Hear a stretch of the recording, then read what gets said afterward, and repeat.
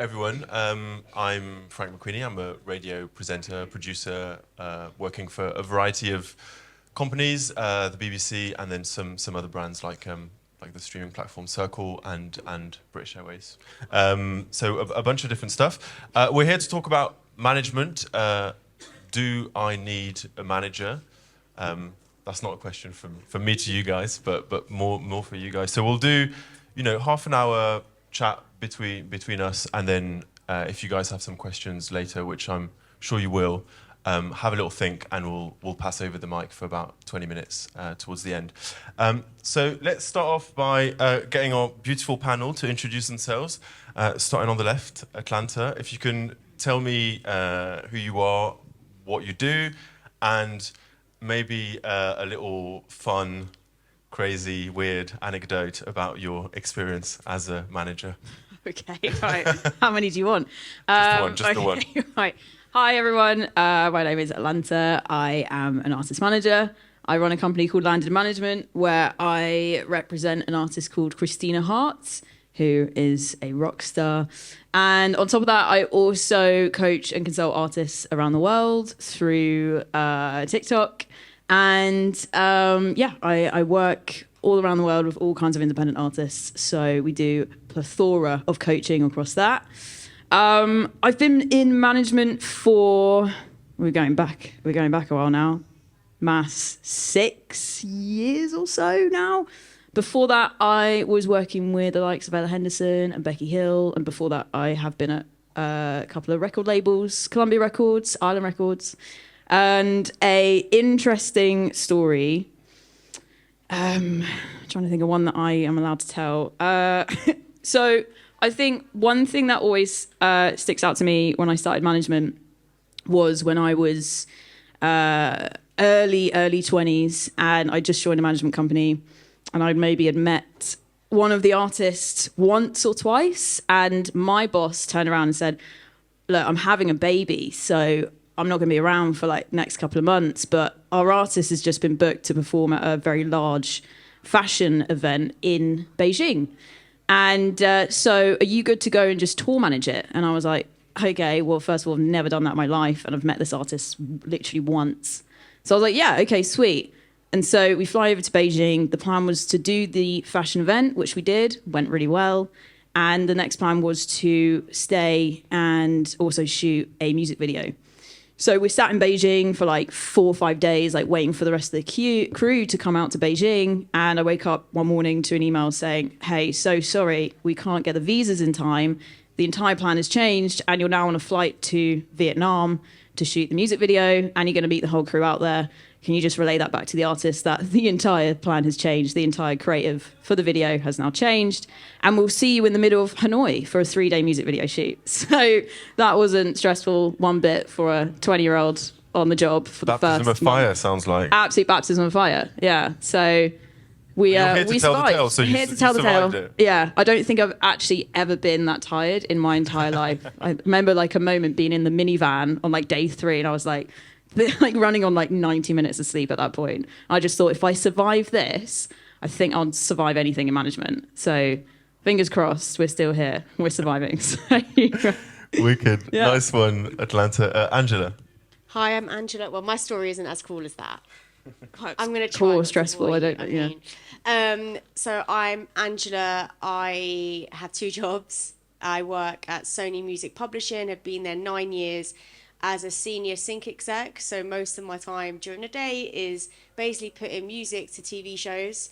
Obviously sync is now a big thing in an artist's career. It's part of they try and make it part of their marketing. So I've been doing that 9 years. And for the past 4 years, I have been working with Banks and Ranks, who are Grammy-nominated producers from Canada. And I've been managing them on the side. And we now have a record label together called 31 East. That's a JV with Universal Music Canada. So I spend most of my holidays in Canada, which is great, but not when it's minus 25 degrees and you're freezing. But other than that, that's basically what I do. So that's how I spend my time. And I'm thinking of an interesting story that's might I mean, I don't want to name drop, but I think I'm going to have to.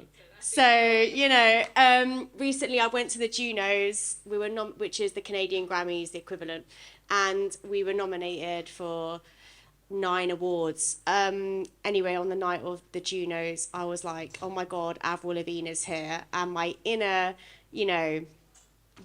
my inner thought of me was like, my inner childhood was like, oh my God, it's Avril Lavigne. Anyway, I went over to her and I was like, we're sitting opposite tables. I went over and I gave her a handshake and introduced myself. And I thought, oh crap, her handshake is weak. So I thought, that is a bit of a bad sign. And I'll be honest, she was just horrible. And then I went back to the table and the head of Universal and everyone was there and was like, yeah, we wanted to warn you, she's really difficult to work with. And I just thought to myself, well, as a manager, if I can approach someone that's apparently really difficult to work with, who, no pun intended, but obviously complicated, then I can probably go up to anyone and do anything. So yeah, that's my interest. That is a good one. I like it. Cleo. Hi, I'm Cleo. I am an artist, writer and producer manager. I've been doing it about 5 years now, I'd say. I co-founded a company called Mother, and together with 2 other female managers. And we managed a producer called Detonate, which I don't work with now, but he works with like Years and Years and the Snuts and stuff like that. So he had a top 5 album with the Snuts and number 1 with Years and Years. He can do any genre of music. He's actually a genius. But now I'm on my own, so I've got Do Music on my own. So I co-manage Chrissy still with my former business partners. She's an independent artist signed she's signed to an independent under Island. She's having a bit of a TikTok viral moment at the moment with her song Love Me in Chapters. So she's might be Chrissy on social, so check that out, quick plug. I don't really have that much of a funny story that won't get me sacked because I still work with pretty much everyone I've ever worked with, so I'll leave that one. But one thing I found working in music, and I always say this, if I knew how little you have to actually know about music to work in music, I would have started working in music years ago. And that's more of a thing because everyone is just guessing, figuring it out. It's music, it's subjective. This one likes it, this one doesn't. There's no formula, this is how to make a viral hit. People say a lot of these things, but it's not true. It's just a lot of people with opinions about somebody else's art, really. Nice. That's a really good takeaway, actually. Make it up as you go along. I think a lot of the time, actually, there is definitely quite a lot of that. And it's kind of attitude rather than the knowledge, I feel, at least in my experience. Eric. Hi, everyone. So my name's Eric Hunter, and I work for the Music Managers Forum, or the MMF. And we basically are the UK's largest trade body that represents music managers. So we have over 1,400 management members, and they range from some of the biggest, management companies who represent some of the, most well-known top-line artists, including people like, Ed Sheeran to Dua Lipa. My members include people like, Cleo, Atlanta, also on the panel. And we kind of represent managers across all levels. So it could be, a really successful manager or somebody who's just starting out. You could be in college managing a friend, and we provide that kind of resource and support and sense of community to help facilitate your career. In terms of a funny story, I don't actually have one of my own, but one which stood out to me was one about the band Oasis when they got signed. So like in the 90s, it was a guy called Alan McGee who signed them after they were playing a gig in Glasgow to his label Creation Records. And at the time, he didn't actually have a contract or anything with him. So he kind of pulled out a napkin and just wrote a really simple agreement down, and the band signed it. And, to this day, for like Oasis fans, it's still seen as a really... just like a really cool piece of artwork that they still have today. Is it framed and shown somewhere? Yeah, it's exhibited in various exhibitions kind of around the UK. So the original look napkin. Out for that one. Yeah, the original napkin. Probably worth a lot of money now. So yeah, probably. Is the contract still valid, some of the stuff that's on there? Probably? Well, that's a good question. Yeah. I mean, it probably evolved since then. But another funny thing is what I found just from speaking to a lot of managers is that you know, some managers even today don't actually have contracts in place, as although we kind of advise them to set the terms and stuff like that. Some managers still base it on, you know, verbal agreements, and you know, it's good to kind of set out some terms in terms of how you agree to work together. But to this day, some kind of relationships are based just on that mutual kind of trust, which is quite interesting. Yeah, definitely, and that leads us nicely into my next question, which is the agreement between the artist and the manager. Maybe a silly question, maybe not, but what does the manager actually do? And what are maybe some of the misconceptions that people might have about what the role of a manager is?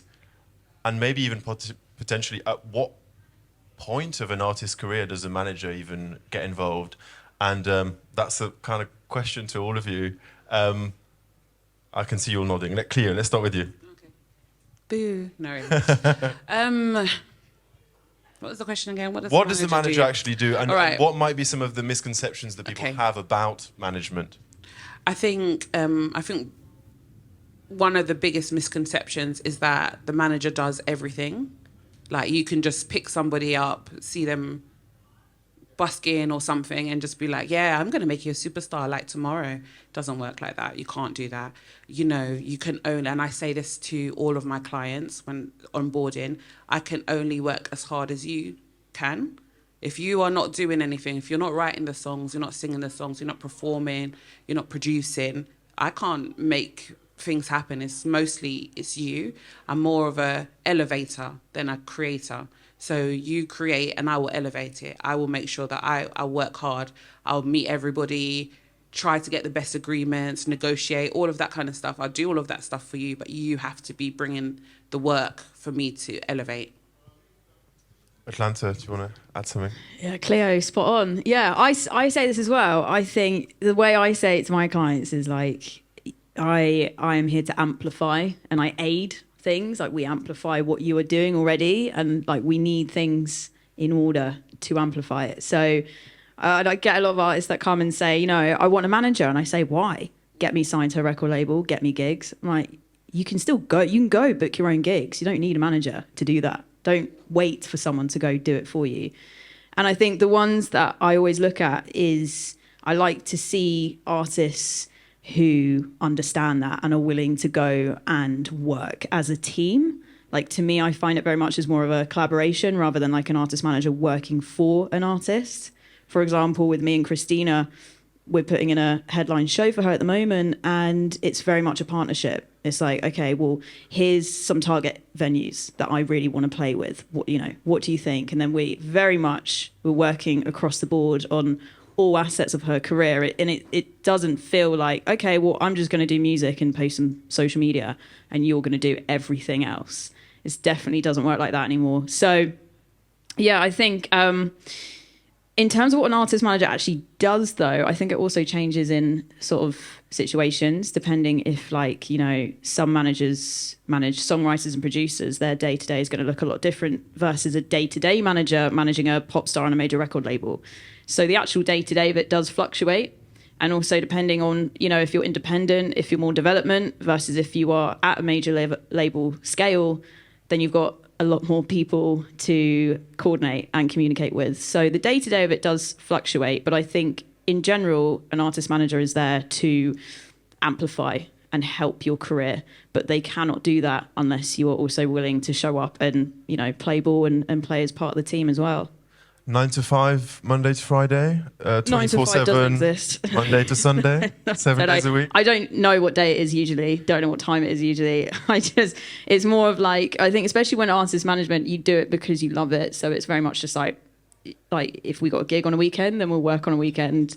Or if we got a reply or jump on a Zoom call with LA at like 10 p.m. our time, we'll just do it because there's a greater purpose for it. So, I personally prefer that to a 9 to 5. I quite like the chaos of the unstructured working life. Of the van somewhere. It just personally suits me better running around. But you know, it's if you're not a fan of maybe a bit of unstructure and a bit of chaos, and if you prefer a bit of more like, you know, that work-life balance, the 9 to 5, Monday to Friday, then definitely don't go into artist management because it is a very, very full on job. But yeah, I mean, you do it because you love it, and you do it because you work with awesome artists, and you get to be a part of absolutely everything. You get to see all areas of the industry as well.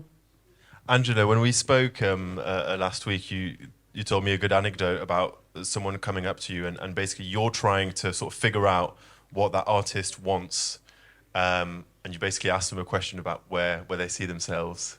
Can you elaborate on that? So basically, I always ask the artist a question like, where do you see yourself in 2 years? Do you see yourself performing at Brixton Academy, or is it at Wembley Stadium? And I have had responses where it's Wembley Stadium, and I'm just like, wow, okay, you've got ambition, but let's be real here. Like, I mean, it's the Beyoncés and Taylor Swifts that are performing there. So it kind of makes me think, right, okay, so I like building a plan around things. But I must say, like with a manager, it's all about, for me and me working with that person, it's about the energy. You can go and tell me, oh, here's Dua Lipa, go and manage her. But if the energy isn't there, then it's not going to work. Because then what you're effectively doing is you're following the money aspect of things, and you're making money your God, and that's negative energy, and that's negative money. So I'm just like, no, I don't like doing that. Like even when I was offered the opportunity to work with Banks and Ranks, I was like, oh my God, these guys are massive. They work with my idols. They work with Sean Paul and people like Sia and all this. And I was like, I'm not good enough for this. And the boys were like, no, you are good enough for this. We're asking you because you are good enough and we love your energy and we're going to be fire. And honestly, within 3 months of working with them, we thought, okay, let's do this label properly together. And we even done a label. So it's kind of like, it is about the energy in the team. It's about finding the right people in your team. And yeah, like, you're going to pass some good talent. You're going to like, all this, but if it's not right, it's not right. And everything happens for a reason. So that's how I see it. And you got to be mates? To a certain extent. I mean, I'm one of these people. I mean, I'm a Cancerian star sign. I'm emotional. Like, I need to be friends with people. I'm a Capricorn. I was going to say, nope, no friends. Exactly. So, but there's boundaries. Like, every job I do, there's boundaries. So, which I've had to learn from managing. Like, I used to manage my best friend, and she screwed me over, but it taught me a lot now. So, like, now with the boys, there's boundaries. They are not calling me after a certain time at night. They are not messaging me at the weekend unless something is super urgent. Because you know what? You have all that time during the week to go and do something, And even when I do travel a lot to Canada to see them, or we have to go and do things, I make sure I plan me time in there. So like, I'll be like, I am going to the gym at this time. I'm meeting up with this person. You've got me from this time to that time. It's more than enough. Because if you open yourself up too much, then I think that they're going to cross those boundaries. So it is all about boundaries, but it's also about being open to them and just being honest. And this is where I go back to the energy kind of thing, because, like, I want my artists to approach me and say to me, Ange, I've got a problem. I don't want them hiding from it because I'm a problem solver. I manage the situation. So that's what I like to do. So yeah, it's basically all about energy and boundaries.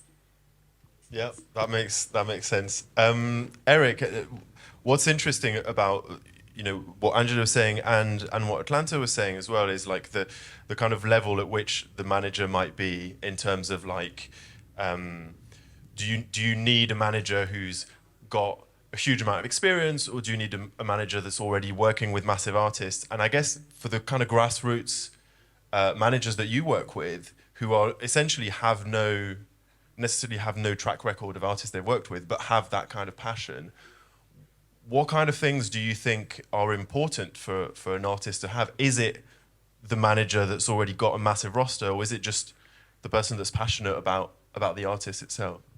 Really good question. I'd say it's a combination of the two. So you mean like on the one side, similar to what was said before, it's about that kind of energy and that connection. A lot of management is about trust and communication. So it's about having a manager that, you can work with, you both respect each other's boundaries, and, you trust each other because it is based on trust. There's no kind of set outline for what a music manager actually does, and it could range from anything from negotiating deals and contracts to just building relationships with industry professionals. And the general role of the manager is to kind of facilitate the artist's business so they can focus on the creative aspect of what they're doing. So in terms of a young manager that is, a young artist or someone who's new to the industry, they're just starting out, it's kind of a mutually beneficial agreement. So if they're looking for a manager, it's like, in terms of the manager, what's the manager's reputation? Who have they previously worked with? Are they working with acts that are doing a similar thing to what you want to do? But then from the manager perspective as well, it's like, in terms of the artist, does the artist have a fan base? Or are they trying to build a fan base? Do they have a good image? Or is there potential? Can the manager see potential in that artist for growth during the future? And all of these different kind of things that they're looking for to make sure that it's, a fruitful relationship. And just going back to what you said about like some of the misconceptions as well. So, like a lot of people think managers are just there to babysit the artists, or, the manager's there just to make money, when it's like managers are actually there to kind of help the artists achieve their vision. So, there could be an opportunity which, there's financial gain, but it may not fit into that artist's vision or the plan, and it's for the manager to help the artist kind of advise them and strategize to make sure they get the best situation for their career. And as an artist sort of starting off in the early stages of their career, well, firstly, at what point is it important to sort of consider maybe trying to approach a manager, but also kind of coming back to those, the artist might be starting off, but you also might have more of an advantage working with a manager starting off, because they have, more passion, more time, and essentially they're going to fly your flag exclusively. And is it really more beneficial to work with someone who's got a roster than to work with someone who's got passion, essentially? I would say really it depends at what stage the artist is at. So, I mean, if you're an artist and you've got lots of gigs, you're getting lots of bookings and you need help handling that could be a good time for a manager. Or you've got a fan base, it's growing. It's basically when you need help, you may be getting interest from labels or from the industry, and, you need someone who's got that knowledge and that business acumen who can come in and help you, agree the best terms for your deal. So there needs to be something there. But going back to what you said, it could just be the potential. It could be an up-and-coming artist and they've got potential for growth, and the manager sees that in them and thinks, I've got the skills, the connections, that, we can build a long-term plan together to help to improve the artist's career. But I think it'd be good to see what you guys think as well. Yeah, what are you guys looking for when you're taking on someone new? Atlanta, Angela and Cleo, what are the kind of things that need to have been, what's the kind of groundwork that needs to have been there already before you guys get involved? I'm going to say, well, education, to be honest. I like someone who knows about the industry personally, who knows what a publishing deal is. If someone knows about neighbouring rights, that's even more of a bonus. But before I take someone on, I want to know what their goals are. I ask them realistically, what do you expect from me? So if it's something that I'm not going to be able to achieve from them, then I'm not going to effectively take it on. But it's basically knowing what they expect from a manager is the main thing, and just understanding about song cuts. You can go into a studio and be oh, what's a publishing split? What is a master? Things like that, just knowing the difference. That's how I see it.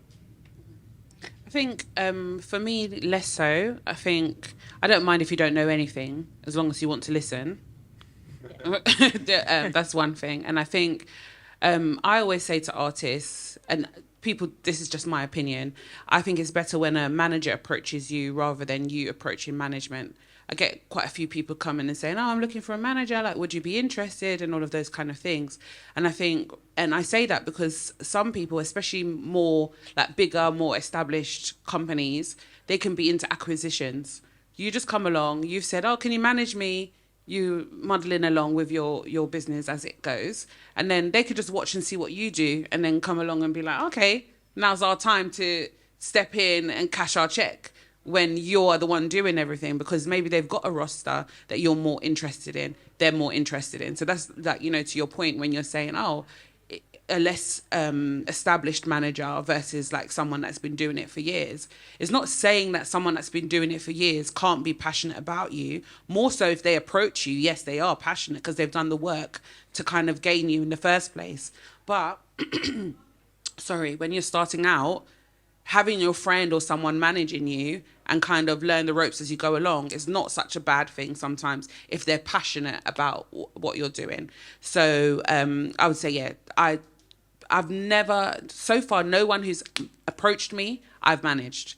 Everyone that I've managed are people that I've approached, or I've seen them singing somewhere and I'm like, oh my gosh, I know what I can do for you and I want to do that, rather than, okay, I'll see how it can work, because people can just be like, oh, okay, I can make, or I can get that person signed and have no other vision for it, and they just take the 20% management commission off the sign-in. That happens actually more often than people would expect. So wait for the call from Cleo.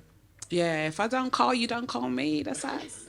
Not really. I'm not that harsh, but kind of. Yeah. And just to add on to that as well. So in terms of artists that are seeking management, in terms of the MMF, we've on our website, the mmf.net, we've got a tab called Artists Seeking Management. So it's got a link in there where you guys can put a link to your music, and you know, we've got hundreds of members who are up and coming managers that are looking for acts. So if you guys put your music on there, if you are seeking management, sometimes if it's a good fit, a manager will reach out and get in touch with you. Nice one. Atlanta, what about you? Yeah, again, same with Cleo. Everyone that I've ever managed, I've reached out to myself. You guys are hot to get then. Yeah, I had to get booked and busy, but no, it's. I think it's more the case. So, for example, like with Christina Hart, who I manage. So, landed management is at the moment I'm only solely managing Christina, and that is because the more I take on, the less attention I can give Christina, right? So I know I need to just give Christina my full attention in management capacity until she's good, she's up and running. And until that point, that could take years, we don't know. But there's absolutely no point of me spreading myself too thin and developing too many at once, when it's just me and my management company. So in order to help as many other artists, that's how I have a coaching company to sustain being able to manage and develop artists who may not make money for the next couple of years. We don't know with developing artists. But with Christina, interestingly, yeah, so I reached out to Christina, but she had been on my radar for 2 years. And first she got introduced to me via a friend. She had put one EP out and I just really enjoyed the music. I thought she's cool. But I looked at it and I thought, way too early. Like, she needs to go away and just write more. She needs to also understand herself a bit more, her branding, just what she wants to say on socials. And then it just kind of like the stars aligned. I quit my job a year ago, went away traveling, came back, and then I just noticed, oh, Christina had dropped another song and it was just an absolute banger. And I just messaged her saying, hey, look, I can't stop listening to this song. I love it. What else are you working on? And then at that point, she hit me back and said, oh, yeah, I've written all of these songs and also I'm writing for all of these other people. Oh, and I've just signed this like little label deal. I've got representation from Wasserman. I'm writing with Woody from Bastille. And I've just got this lawyer coming in, championing me from Clinton's. Like, she'd already started doing the groundwork and people from the industry were already giving a thumbs up and a nod, like early adopters. So she didn't even get a manager first. She had already had like a lawyer and people writing with and championing her in other areas. So that for me was a tick. Another thing was the fact she had writing trajectory. So the next music she sent to me was so much better than the earlier stuff. So again, that's another tick, like your trajectory and your writing and your music is better. And her socials as well started, I could see like their growing engagement was starting to come through. And I understood like, okay, I get like Christina's gone away and she's clearly done a solid amount of work in the past 2 years since she's came on my table. So yeah, to me, it's trajectory. And if I see an artist has gone away and really thought about, okay, how do I just keep getting better and better and better and like essentially develop myself? I'm looking at Christina like, oh, she knows who she is now. Like, I can amplify this, and this is the point I come in, right? So yeah, to me it was like, yeah, okay, cool, we can work with this, let's go. And I actually wasn't really planning on jumping back into management straight away. I was like semi-retired at this point. So, but to me, it was like, if I don't jump on this now, someone else is going to snap up Christina, and she's too good to miss. So I have to manage Christina. And that's what you want to kind of get across to a manager. Like, look at everything I'm doing. You know, it is popping off. The music's there. Let's go. And I was like, let's fucking go. So that's how it happened with Christina. So 2 years in the making. And that might not be the case for absolutely everybody, but you never know. Like, of course, you can plant the seeds. You can do outreach to managers. I get people messaging me all day, every day, saying, please manage me. And that's fine to do because you never know. In 2 years, they might come back and go, okay, we have bandwidth. And I think a lot of the time, the issue is that artists are reaching out to managers, and it is a bandwidth issue because developing artists, especially at an independent level, takes so much time, energy and money and investment of our own. Because again, we're not making money unless artists are making money, which is never instant. So a lot of the time it's a bandwidth thing. I wish I could manage more artists, but right now, don't have the time. Just got to focus on getting Christina good, and then we'll bring in more. Awesome. You touched on a lot of really interesting stuff there. I mean, obviously the development side. And so let's get into that a little bit. You sort of mentioned social media. I guess the overarching thing is obviously there's the music, which is very important, but there's also the narrative behind, you know, the story of the artist, them knowing themselves. To what extent does a manager get involved in that side of, like, not necessarily helping to get the best music out there, but helping the image and the story behind the artist? Obviously social media is one thing, but it's not just social media. There's everything that goes around the music. Yeah, I think, yeah. So again, like I say to artists, like, it's important to really understand your vision and who you are as an artist, because I can't be that person for you. I can't make the music for you. I can't make the social content for you. It really has to come from you. And again, it's all a part. Like, I can help with your branding, and I can help with like social content ideas and how to engage, and we can do social strategy, but the core element, which is the music, the songwriting, and how you show up online, that's still got to come from you. And I think, yeah, coming in to be able to help tell the story is essentially, I can do that, but it's got to come from the artist, and it has to be completely authentic, because people can sniff it like a dog when it isn't, and it looks too like molded, right? So yeah, I think it is important, and I think that's what I saw with Christina. I was like, she understands who she is and what she wants to say now, and who her audience is and how to engage with them, and that was a big green flag for me. What about you, Angela?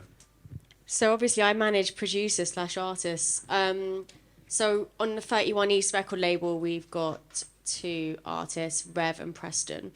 And what we've had to do is build a team that's right for them, for their social media. You're always it's quite hard. Like, I would personally hate to do it.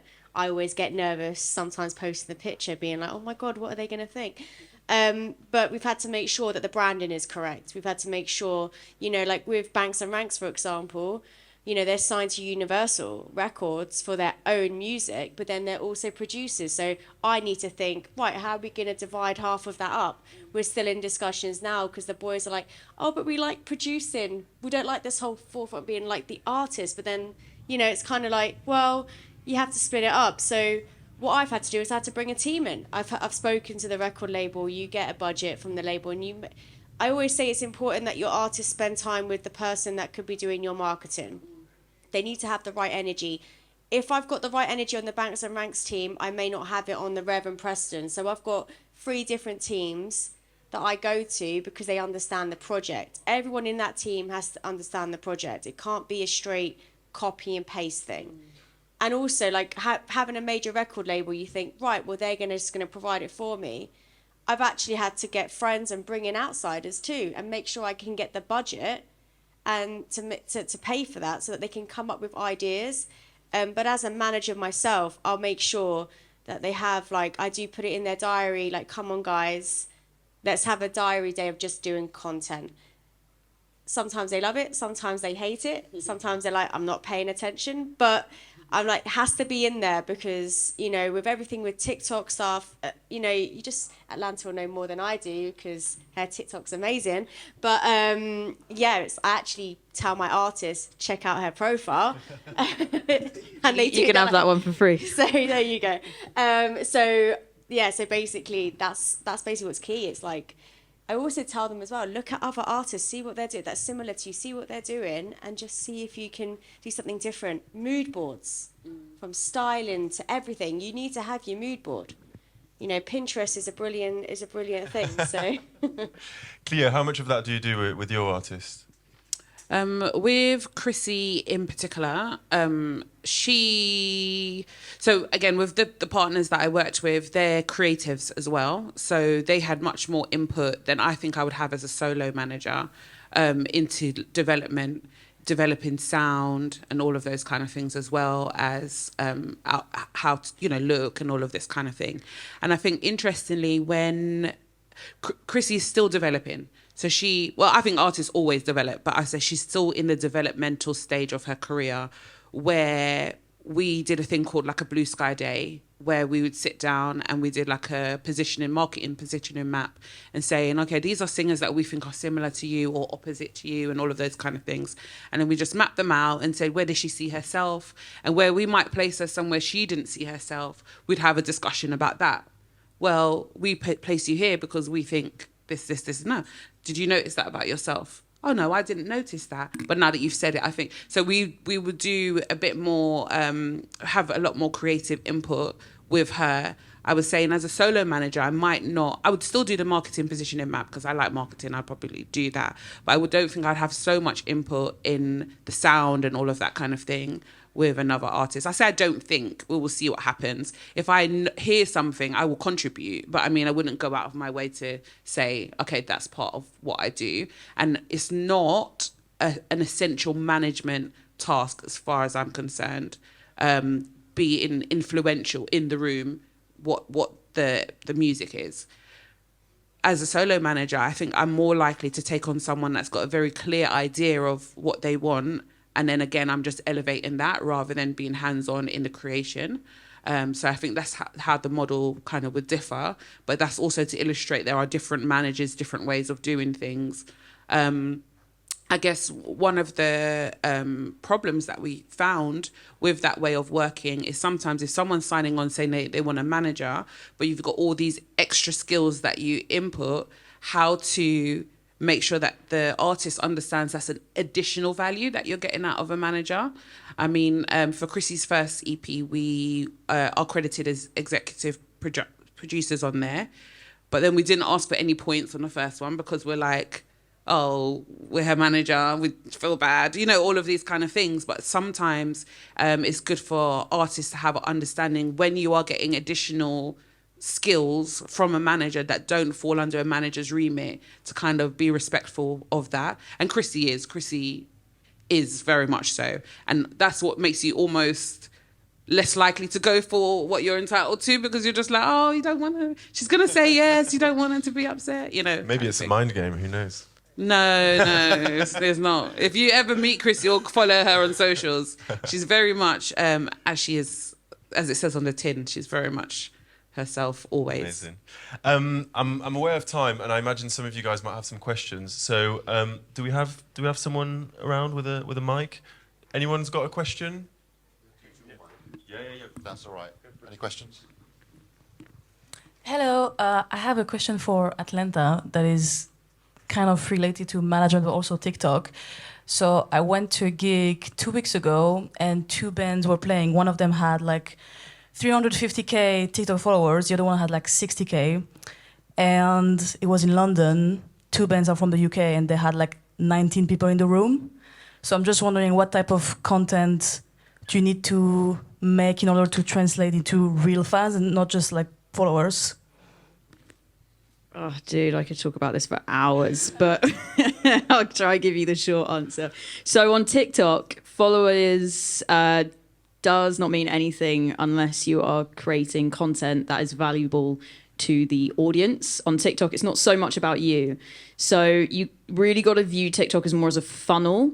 to reach people. So you want to get views and bring people in, and then you want to make sure that your TikTok is optimized to send people over to more platforms such as Instagram, where you can actually cultivate close relationships with your fans and engage them. So you can show up on Instagram stories, highlights, photos, you can get people in your DMs, you can create a close friends, private Instagram story, somewhere where you can keep people out of TikTok, because it's so hard to build community on TikTok. And I have conversations with artists all the time, artists sitting at 500,000, 1 million, and they can't even get managers, they can't get a look in, and their streams are not converting. And the reason is because it is so hard to keep showing up on TikTok and landing on people's For You pages just because of the way the algorithm is. So really, if you focus more on consistently creating content where it's about the audience, to just show up further on the For You page and up your watch time. Again, I won't go too deep into all of that, but it's really more about create content that's going to show up, push out your reach, and then it's all about funneling people off of TikTok to actually create community. And that's where you'll start being able to generate further streams, ticket sales, and merch sales and things like that. But if you ever want people to go stream your song by posting a video on TikTok, hey guys, got a new song out, go stream it, go pre-save. Every video you post on TikTok, it goes out to 90%, 95% of people who have never come across you, don't know you, haven't met you. Why should they stop and go stream your song? Because they're just scrolling, right? So it's really hard to build relationships and community on TikTok. So just focus on creating content to get more views, up people in, funnel them out, and actually create community engagement on various other platforms, group chats, mailing lists and things, because that's where the conversion will happen. So yeah, it's smoke and mirrors game on TikTok. Followers don't really mean a lot on TikTok unless you are hammering it in the comments all day, every day, talking to your audience, your fans. Other than that, you can't really engage with your audience. It's just the short videos on TikTok. So it's a slightly different game on TikTok. But yeah, that's the very short answer, and I won't bore you with the rest of it. Another question there? Hi, I wanted to ask, what is it that you're looking within the artists that are, as you mentioned, the green flags that sort of you're looking, as we spoke about the approaches, like instead of approaching a manager, what is it you, as a manager, that you're looking within an artist that you'd like to see him doing, him representing himself, or in his music? Yeah, sure. I think getting on with it. You see someone getting on with it.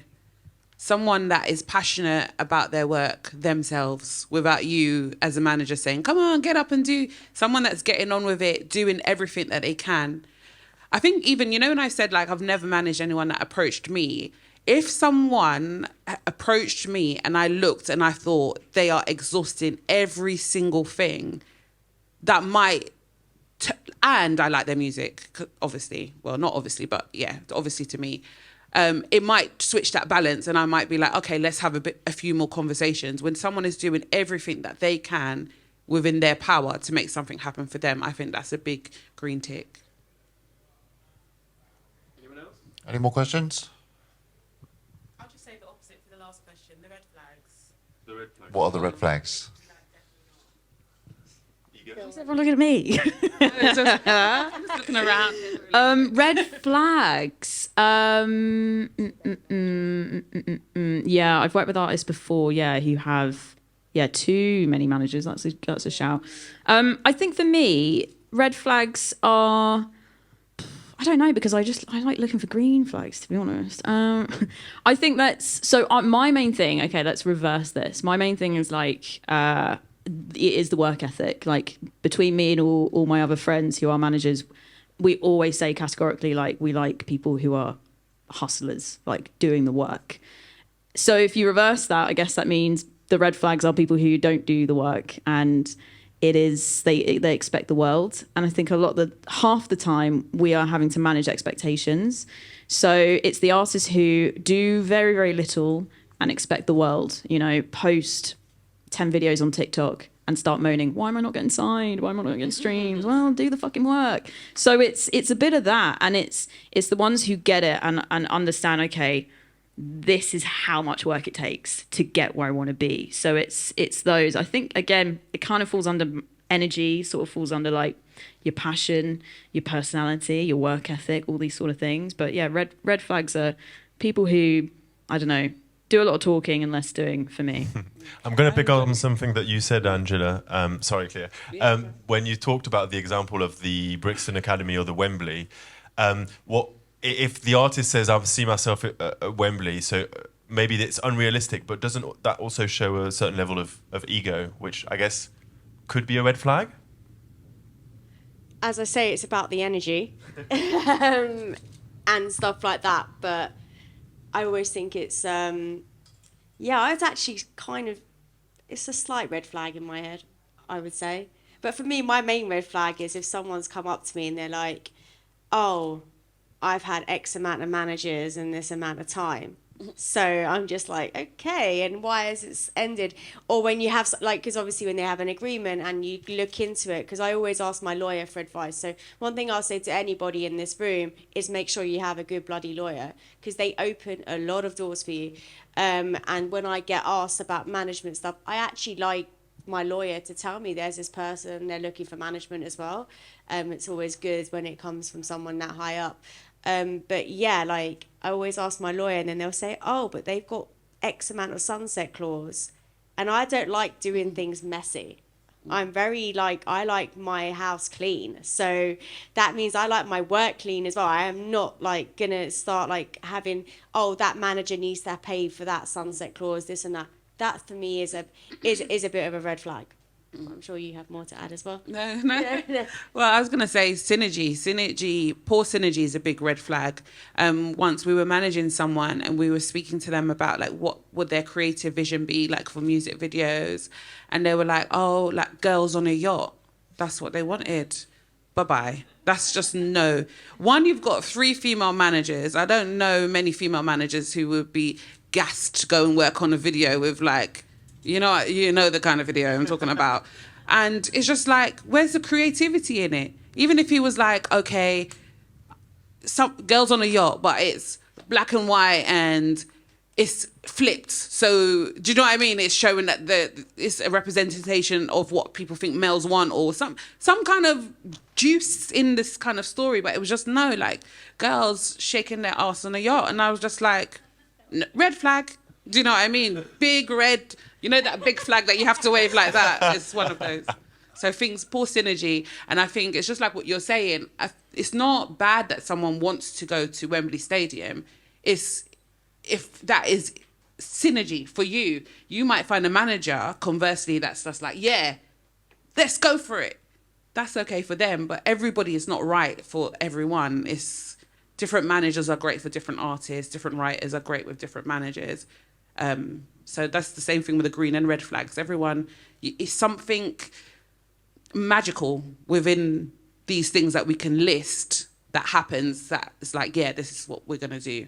Almost like a personal relationship. Yeah. Are there any do's and don'ts on the MMF website, Eric?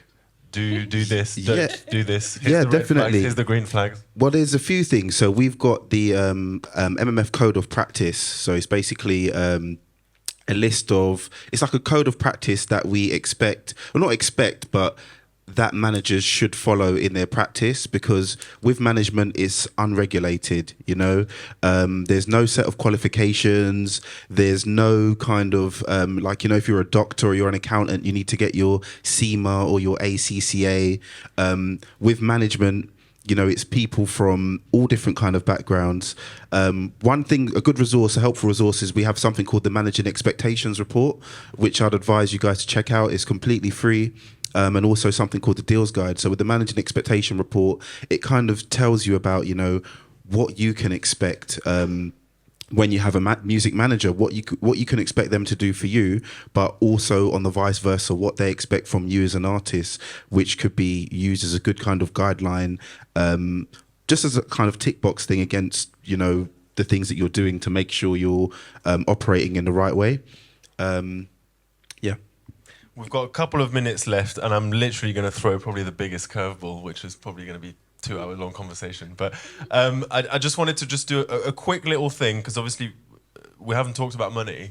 and I think we have to talk about money. Just quickly, obviously, it's usually an 80-20 split, 20 for the manager, 80 for the artist. So not sort of going too far into that, but in terms of the expectations and everything we've been talking about, does that actually mean 80% of the work from the artist and 20% of the work from the manager?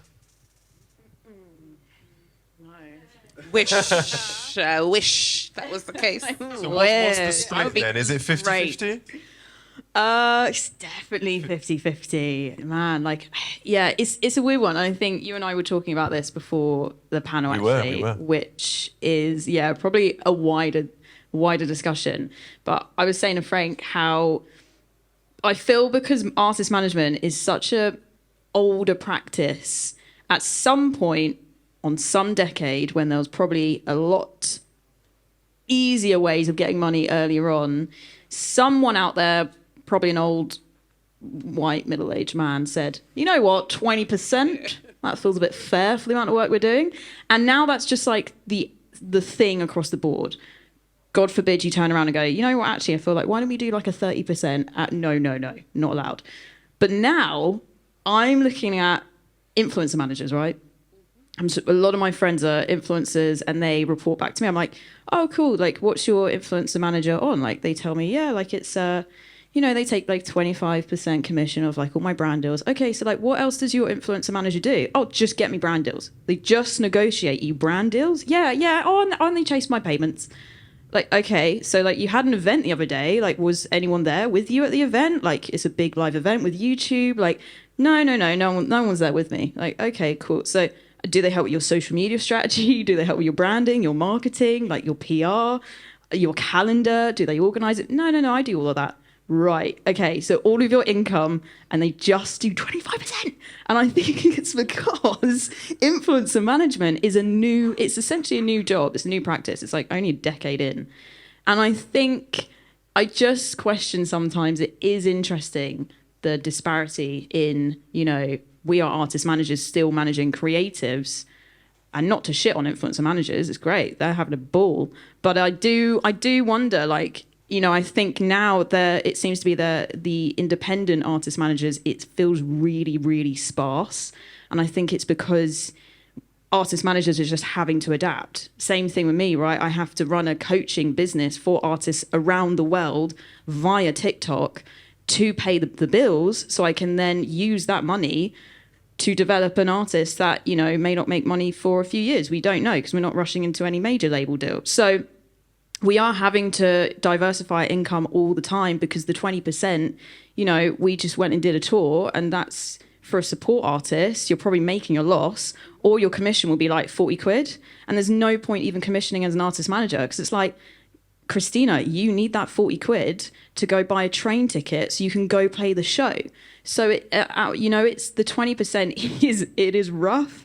But I think, it's pushing artist managers to essentially go and diversify their income now. And yeah, it is an interesting conversation though. And I have many thoughts about it. And you can still get sacked. And you can still get sacked, right? Make no money you can for do years all the and work. get Exactly. And this is probably where Eric comes in, because I imagine there's a certain degree of, okay, the manager manages the artist, so there's that kind of parent-child relationship sometimes that people say, but you're a manager's therapist, essentially. That's kind of what you're doing. Well, some of my colleagues like to say, the MMF help to, or in some way, shape or form, manage managers. Like we've got programs like the Accelerator program for music managers, which Cleo was on last year, which is the only program for music managers. It gives them funding and support. But one thing that I would say that I've seen from speaking to different managers is the majority of deals are still 20%.